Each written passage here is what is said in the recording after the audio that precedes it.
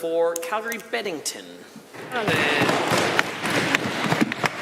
Thank you, Mr. Speaker. It's a pleasure to rise for the first time in this House on Bill Debate on Bill 5, Public Sector Employers Amendment Act. Thank you. So this is a bill in which we are removing all salary restraints for Alberta's boards and commissions. So this is the same plan that resulted in a really gross misuse of taxpayers' money under previous Conservative governments. This act does two key things. The first is to repeal a really excellent piece of legislation called the Reform of Agencies, Board and Commissions Compensation Act. It's a mouthful. And the second is to enable the minister to create new directives to guide agencies, boards, and commissions. I'll just touch briefly on the latter, which is really a consolidation of control in the minister's office. Kind of a big government approach, because all the guidelines for these agencies, boards, and commissions will be in the hands of the minister, and no legislation will be binding on employers, employer committees, councils, or associations. But to return to the main point, the first point, the repealing of the Reform of Agencies, Boards and Commissions Compensation Act. So to refresh my own memory on the introduction of that act, I read a 2016 Edmonton Journal article, and I will table this article tomorrow, Mr. Speaker. The article is titled, "Province Introduces Legislation to Regulate Compensation of Alberta Government CEOs."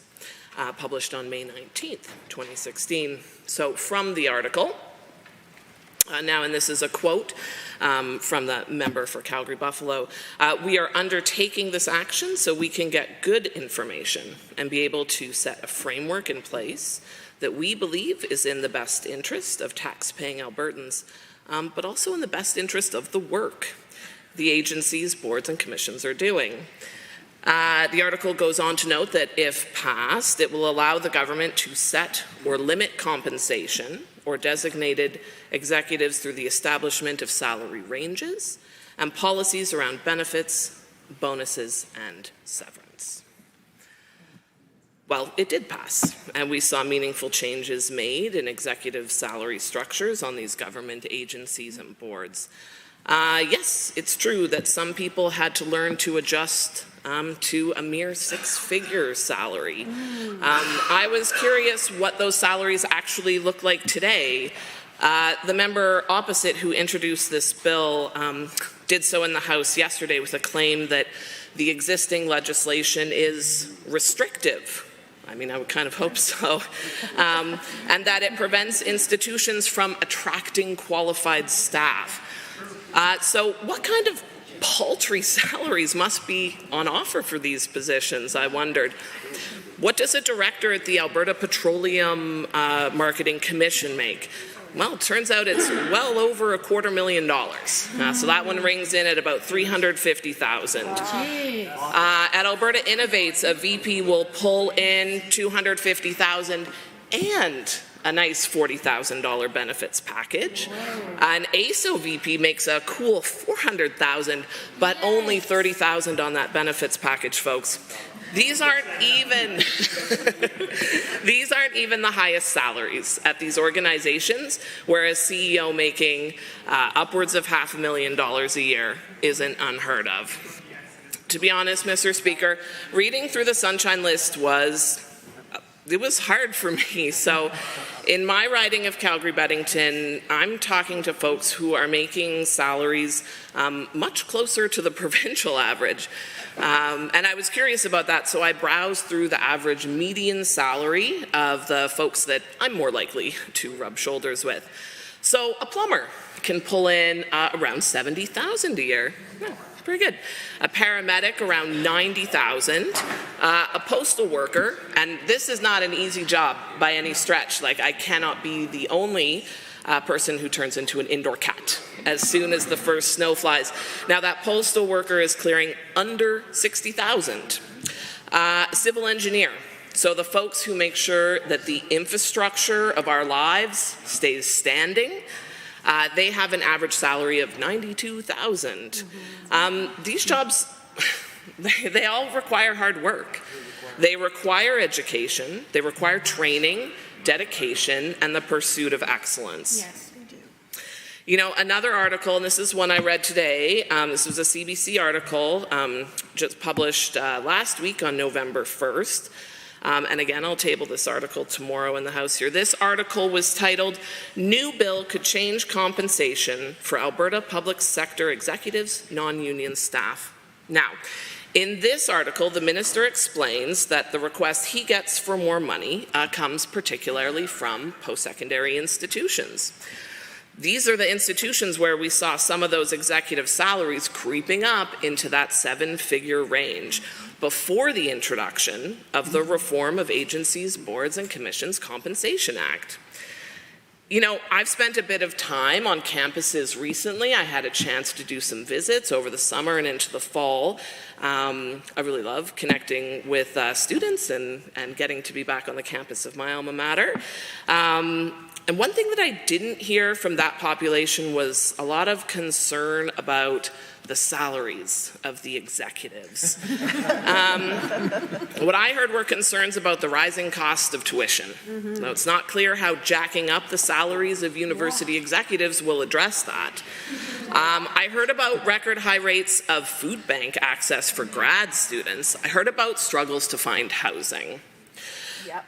At the core of the problem with this bill is that it simply isn't focused on the real needs of Albertans. So the people who come into my office, who write me letters, who stop me in the superstore aisles. I can't go grocery shopping without getting dressed anymore. So these people, they're not talking to me about executive salaries at boards, agencies, and commissions.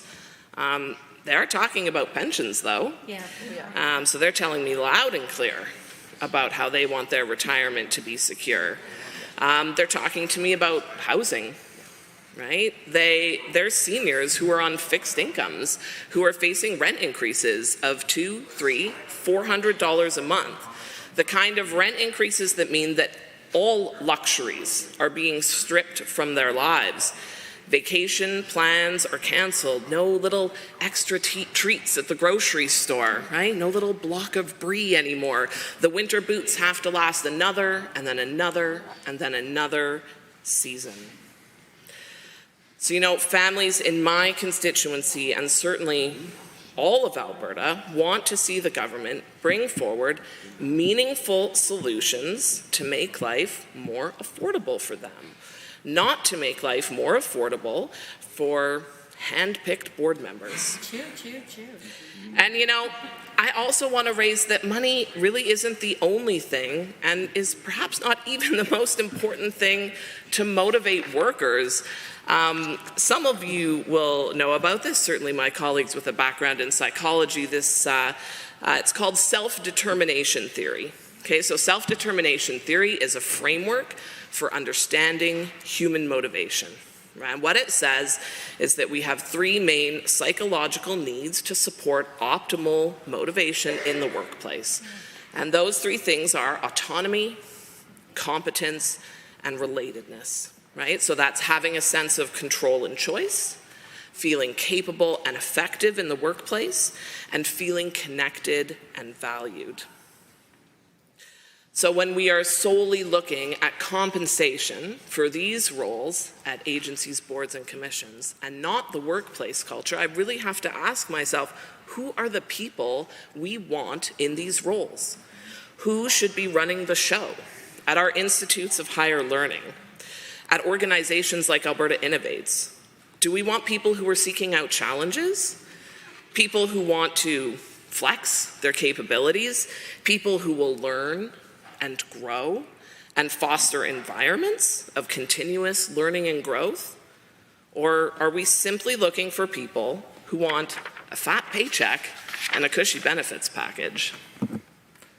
What's that? Thank you.